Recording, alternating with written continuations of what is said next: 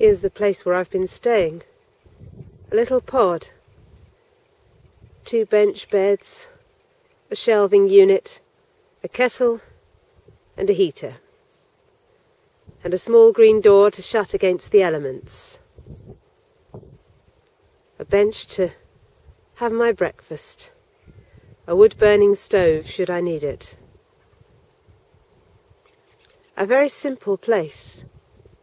I'm not sure I could live like this all the time. But for a couple of days, for a week,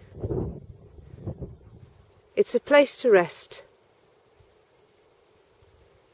Not necessarily to rest in the ways one might expect. There's no pampering to be had. Meals are not cooked for me.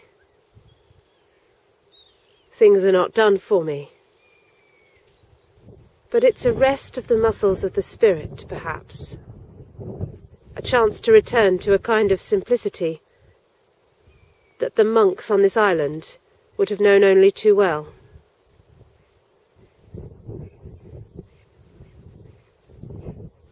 It's interesting to ask oneself, who am I without all my stuff, without all my things, without the image I've created for myself,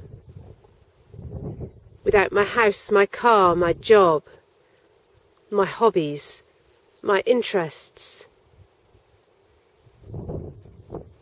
Who am I without the ways in which I currently spend my time?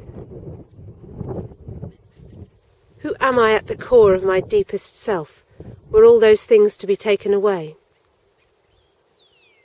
And then when I have an answer to that question, I can begin to think, how many of these things that I have and do and spend my time and energy and money on are really in alignment with who I am in my deepest self?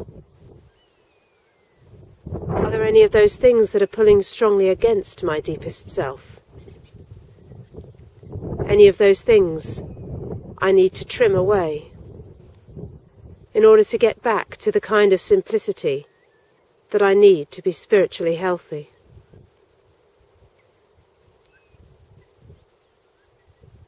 Pilgrims generally do not stay in the place of pilgrimage. Pilgrimage can be a place of growth, of journeying, of enlightenment. But how to manage the return?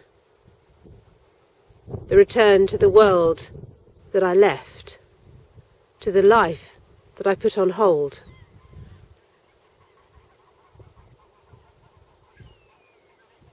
I have faith to believe that the God who walks with me on this pilgrimage will walk with me also, back into the life I have left, which is also a blessing, and also the life he has given me.